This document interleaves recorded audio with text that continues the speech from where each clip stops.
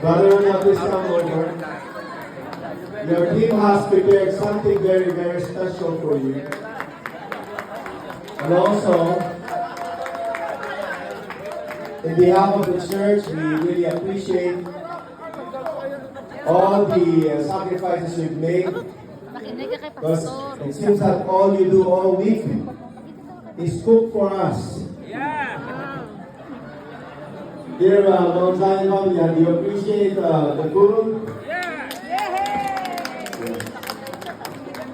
So, in all events and all activities that we have, Ronald is always willing to go the extra mile just to prepare those special menu for us.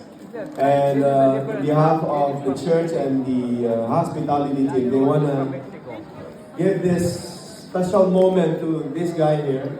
Shall we call on Sister? Konting speech ka muna.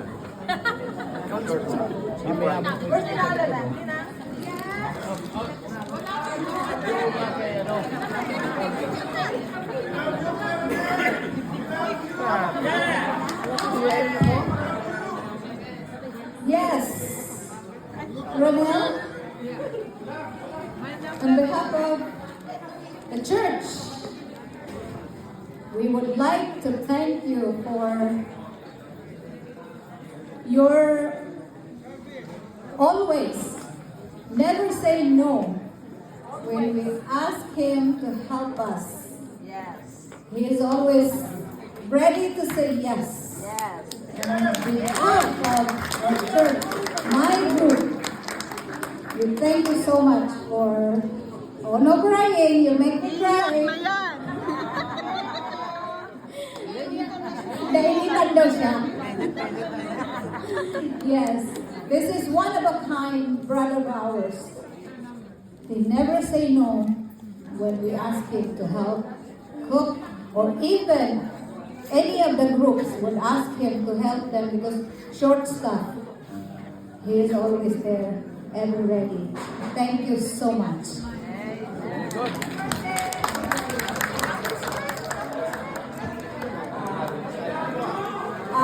Now, I would like to thank you for your help. And every time we ask you, you never say no. You're always there to help and to support the church. And as well as, we prepare something for you. The whole Christian Hospitality Department prepared this for you because you deserve for this. Happy birthday to you. They really enjoyed and they're so blessed sa lahat ng mga pinipipre mo sa lahat. Thank you. And as well as to his wife, May, she's a very supportive wife. Thank you so much. And finally, in the church. Totoo Daniel, in behalf of fellowship team, our church, million of, just one thanks is not enough. Million of thanks sa imo pisan na voluntaryo nga bulig sa amon diri sa fellowship, sa hospitality all the time. I don't know if others can understand, but I speak it in Ilonggo, so he can really understand it. But thank you so much. The whole church is happy to have you. We are blessed to have you in Mount Zion. And we would like to thank you for all the things you have done to us as a couple. Both of you, we love you so much. And happy birthday. May God bless you both. Amen. Oh, isa pa.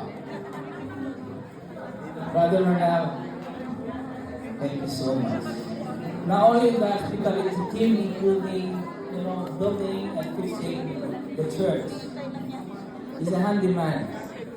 So, we can thank you now, but God will bless you more. Thank you. Amen. So please stay in there, Brother Ronel. We have 2 more birthdays, and if we miss anyone, please just join us here. So we have another cake here for Brother Ives. Brother Ives, come on down. Brother Ives. And we have another cake here for Ava, Sister Ava. Please come join us here. Sige, picture muna habang tinatawag natin yung iba. Anyone else celebrating the birthdays this week? Maybe this month. Kasama na lang. Anyone else? November Who else? 10, Lebron. Anyone celebrating their birthday, just join us here as well, so we can pray for you. My voice is very much limited, so please Cooperate. immediately. And I'll be asking Pastor Lee to lead out in the prayer. I'm sorry, Pastor Lee, I'm trying to preserve my voice. Anyone else? All right, Sister Ida. Huh? Anyone else? Oh, Mrs. Lee! Oh, happy birthday, Mrs. Lee. Sorry, who is that? Where's Mrs. Lee? Sister Bandy. I thought I saw Sister Bandy a while ago. Maybe she's getting the other cake. Maybe she got translated already. And then,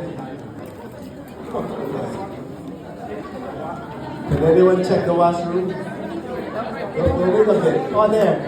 Sister Bandy, happy birthday as well. Please join us here.